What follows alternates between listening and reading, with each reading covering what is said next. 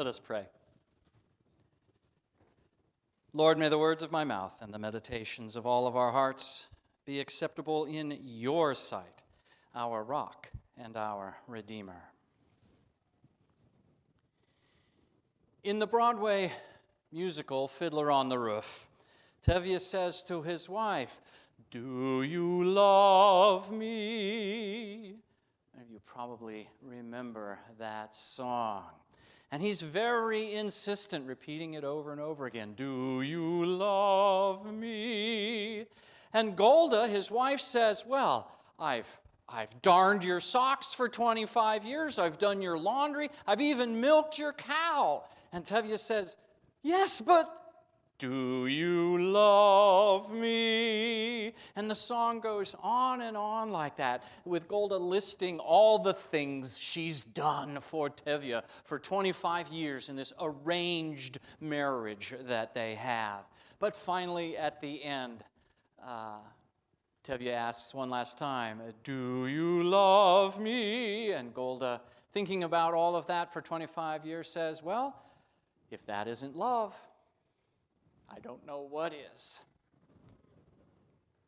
This is the day before Valentine's Day, the day in which we celebrate romantic love. And even though love is the first fruit of the Spirit in Paul's list from Galatians, I thought this might be a good Sunday to talk about love. Now, it's interesting. We've, of course, never talked about love before in our conversations here. And you know, Valentine's Day, like I said, a celebration of romantic love, Tevye and Golda, this love that lasts for a lifetime in their marriage as it built up over the years. And in church, we would typically talk more about Christ's self-sacrificing love, right? Love has so many definitions, right? I mean, we might say, "I love chocolate." And we might say, "I love my wife." And we might say, "I love God." And I'm not sure all three of those things really mean exactly the same thing.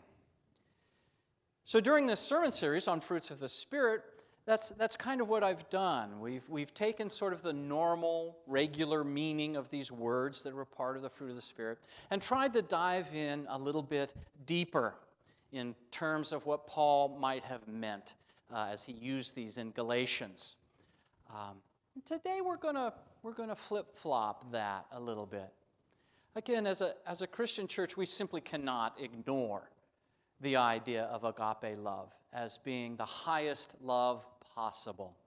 God so loved the world that he gave his only one, his only Son. The word love appears over and over again, a lot in the Gospel of John. John likes to talk about love, but it appears everywhere in the Gospels. "No greater love hath a man than to lay down his life for his friends."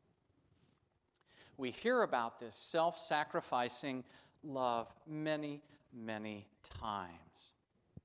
And we are called to that, to be people of self-sacrificing love. But how do we get there? How do we become people who aren't just imitating Christ, but are trying to be like Christ in that self-sacrificing love? I don't think we're really born that way.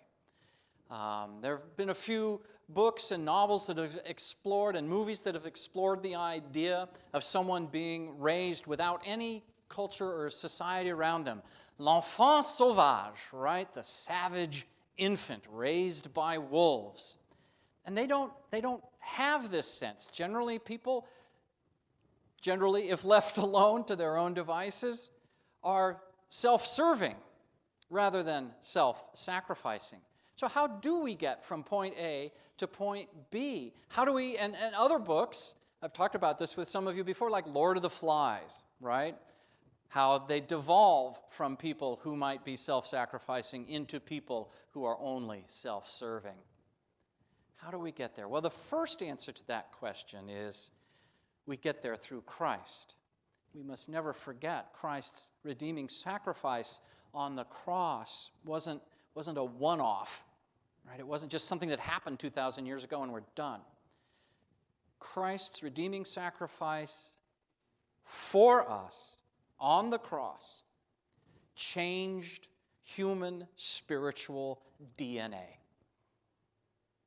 It changed who we could become. But each of us must enter into that, right? We are born with the DNA of l'enfant sauvage, but Christ gives us this new DNA that we can grow into.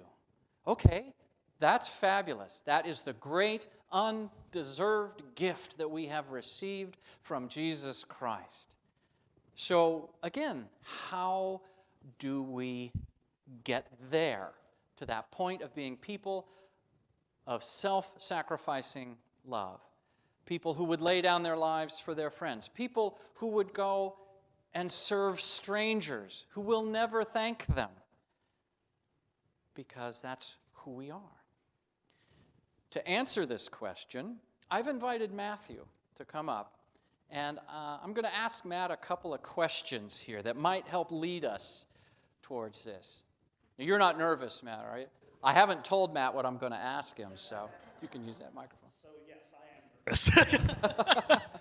Okay, Matt, so you have provided the congregation with many, many beautiful and inspirational musical pieces. We had some this morning. And you've also provided us with these really incredible and inspirational and also technically amazing solo bell pieces that you've done from time to time. You are a master of playing bells. I think we all can agree on that. So, when did you first pick up a bell? What was the first time you picked up a bell? My dad was deployed to Kuwait when I was in 7th grade, and so my grandma more or less wanted to find a distraction for me, and so I was in 7th grade. 7th grade, okay. So I want you to remember that first time, the very first time you showed up, whatever it was, a bell choir or whatever, to pick up a bell. How were your bell ringing skills? Awful. Yeah. You were a beginner, first time, awful. But somehow you got from that to where you are today. How did you do that? A lot of practice. A lot of practice. He gets a star, okay? A lot of practice. Thank you. That's the sum total of he answered the question correctly. Yeah, a lot of practice in order to get good at something. We all know this. I mean, it doesn't have to be music. It can be just about anything. You're going to be terrible at it at first. L'enfant sauvage. But with practice, you might get better and better and better. And so it is with love. Daily love. Love that you practice habitually. There's a wonderful word out there. Many of you may know what it means. It was a new one to me. Quotidian. Quotidian. That means commonplace. Something that happens regularly, all the time. You barely think about it. Taking out the garbage, doing chores, call those quotidian, and so on, things like that. Well, isn't there such a thing as quotidian love? For those of you who have been married for a long time, or maybe even not a long time, you may, or in a relationship for a long time, you may find that love gets to be kind of daily. Somebody asked Billy Graham, the great evangelist, somebody asked his wife what it was like to be married to Billy Graham. And she said, "Oh, marriage is so daily." Isn't it?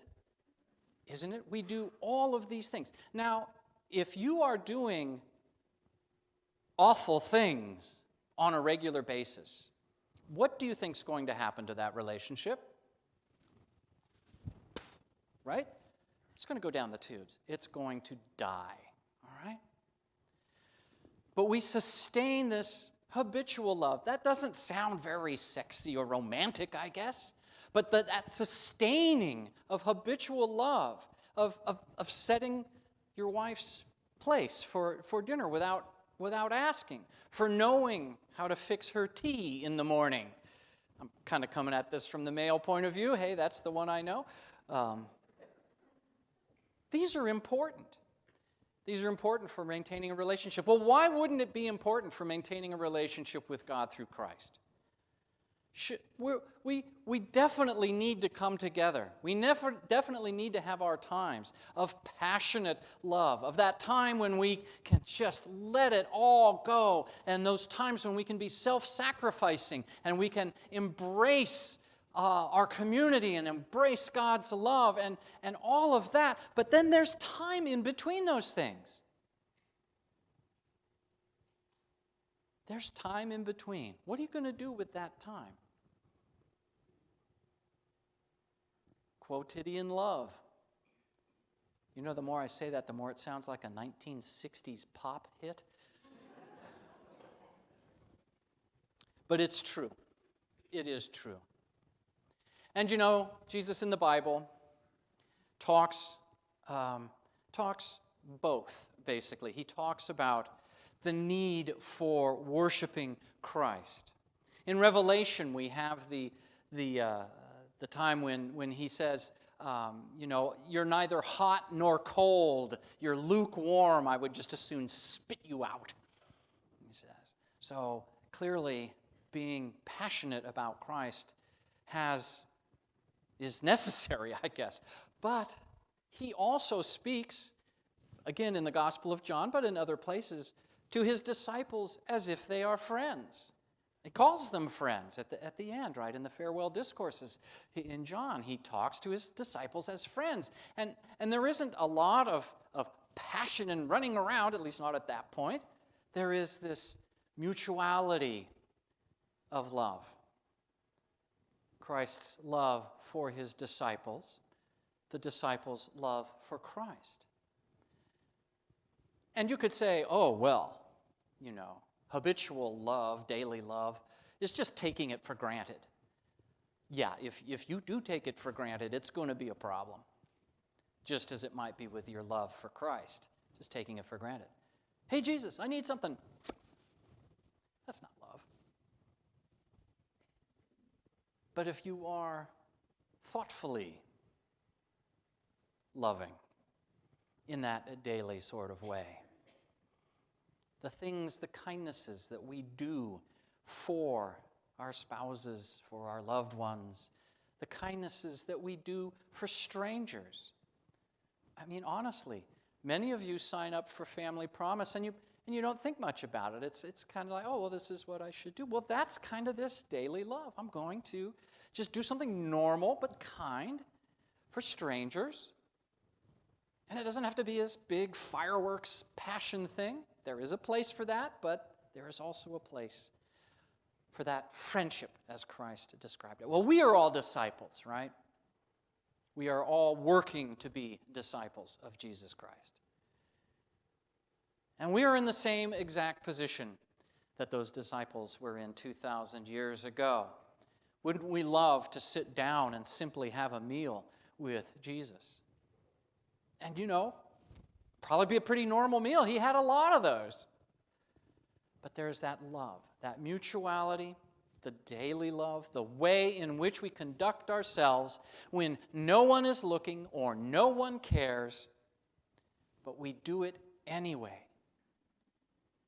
That is part of what we inherited from Christ's sacrifice. Yes, we inherited that ability to be self-sacrificing ourselves, to dedicate our lives to something higher and bigger than ourselves.